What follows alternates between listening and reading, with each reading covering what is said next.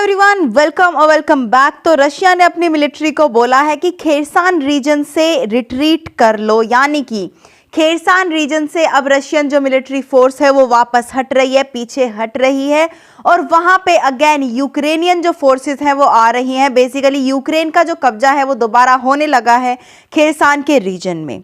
इस न्यूज को डिटेल में डिस्कस करते हैं, but before starting this video please make sure you are subscribe to my channel and please like and share this video. जो Russia के defence minister हैं Sergei शोगु, उन्होंने order करा है अपने ट्रूप्स को कि आप विदड्रॉ कर लो खेरसान रीजन से और वापस आ जाओ।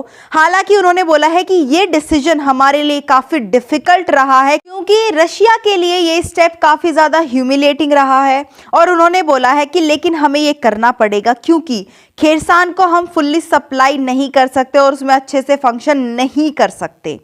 बाकी जेलेंस्की ने इस बारे में बोला है कि अभी हमें उतनी ज़्यादा खुशियां नहीं मनानी चाहिए क्योंकि मैं आपको बता दूं, जो यूक्रेन के लोग हैं वो वेलकम कर रहे हैं यूक्रेनियन फोर्सेस का खेरसान के रीजन में।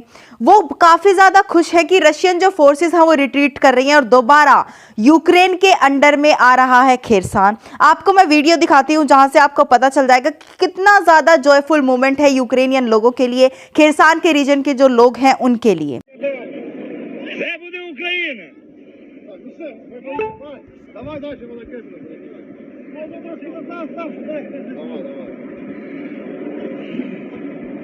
इसी पर यूक्रेनियन प्रेसिडेंट जेलेंस्की ने बोला है कि अभी हमें उतना ज़्यादा खुशी नहीं मनानी चाहिए क्योंकि हमें नहीं पता कि ये क्यों करा जा रहा है। जो एनिमी है वो कभी भी हमें गिफ्ट्स नहीं देते, कभी भी हमें जेस्चर्स ऑफ गुडविल नहीं देते, हमें खुद का रास्ता खुद बनाना पड़ता है। और जब आप फाइट कर रहे होते हो अपने हक के लिए तो आपको समझना चाहिए कि एवरी स्टेप पर आपके जो एनिमी कंट्री है वो रेजिस्टेंस पैदा करेगी और जिससे कि हमारे जो हीरोज़ हैं, हमारी जो आर्मी है, उनकी लाइव्स भी खो जाती है, वो अपना सेक्रीफाइस भी कर देते हैं।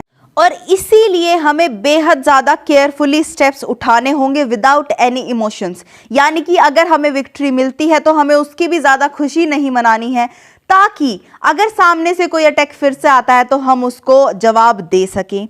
और दूसरा, अगर हमें लूज भी होना पड़ता है एट सम पॉइंट तब भी हमारा मोटिवेशन बना रहे, अपनी लैंड को हम लिबरेट करा पाएँ। और ये करते वक्त हमें केयरफुल रहना होगा ताकि जो लॉस है हमारी कंट्री को, हमारे लोगों को, वो कम से कम हो। जो जेलेंस्की के सीनियर एडवाइज़र हैं माइखैलो पोडोलियाक, उन्होंने बोला है कि जब तक यूक्रेनियन फ्लैग खेरसान के रीजन में नहीं फ्लाई कर जाता तब तक कोई सेंस नहीं बनता कि रशियन विथड्रॉ कर भी रहा है या नहीं कर रहा है, उसका कोई सेंस क्रिएट नहीं होता। देखिए, रशियन की तरफ से जब से डिसीजन आया है कि खेरसान रीजन से रशियन फोर्सेस रिट्रीट करेंगी, तब से ही कुछ लोग एक स्टेटमेंट दे रहे हैं कि शायद रशिया न्यूक्लियर वेपन्स यूज कर सकता है एरिया में, जिसकी वजह से वो अपनी फोर्सेस को सेव करने के लिए उनको रिट्रीट करने के लिए बोल रहे हैं। भले ही रशिया न्यूक्स यूज करे या ना करे, बट हमें बहुत ही केयरफुली, यानी यूक्रेन का ये कहना है कि हमें बेहद केयरफुली स्टेप्स लेने होंगे। क्या पता रशिया सच में न्यूक्स यूज करने की तैयारी में हो जिसकी वजह से वो अपनी फोर्सेस को हार्म ना पहुंचाया जाए और इसी रीजन से उन्होंने रिट्रीट करवाया हो अपनी फोर्सेस को। हालांकि अभी तक रशिया की तरफ से सिर्फ एक ही स्टेटमेंट दिया गया है कि क्योंकि हम उसको सप्लाई प्रोवाइड नहीं कर सकते एडिक्वेट, इसलिए खेरसान रीजन से रशियन फोर्सेस को रिट्रीट करने के लिए बोला गया है।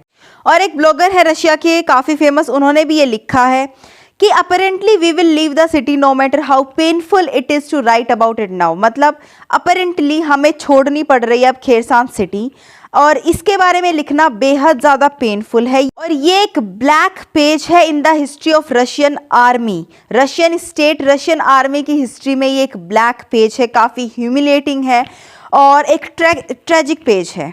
देखिए, खेरसान रीजन में यूक्रेन की विक्ट्री होना और रशियन फोर्सेस का पीछे हटना एक सिग्निफिकेंट ब्लो है रशियन प्रेसिडेंट व्लादिमीर पुतिन को। क्यों?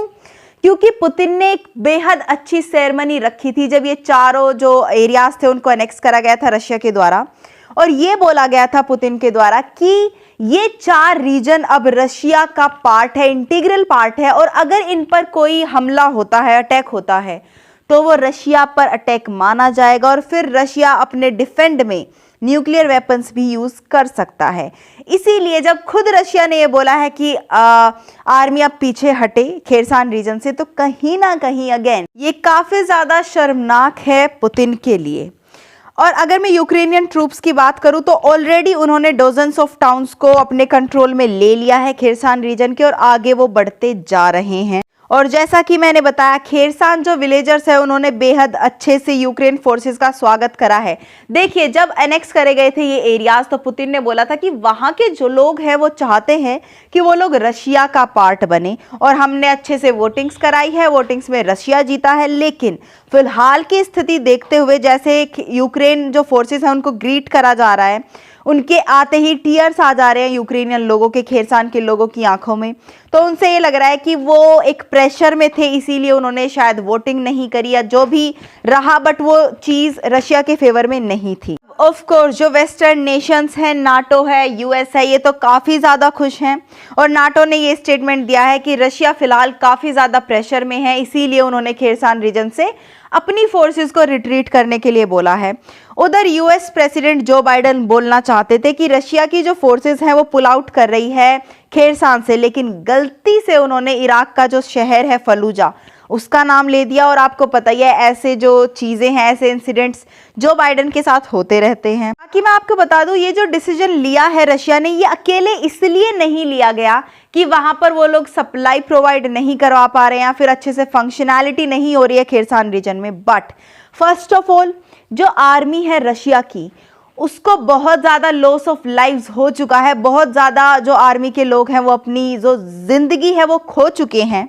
दूसरा, जो डिप्टी गवर्नर बनाए गए थे खेरसान रीजन के, जिनका नाम था Kirill Stremousov, I hope I am not butchering this name, इनका भी कार क्रैश में इनकी डेथ हो गई, और ये काफ़ी स्ट्रॉन्ग ब्लो था टू रशिया।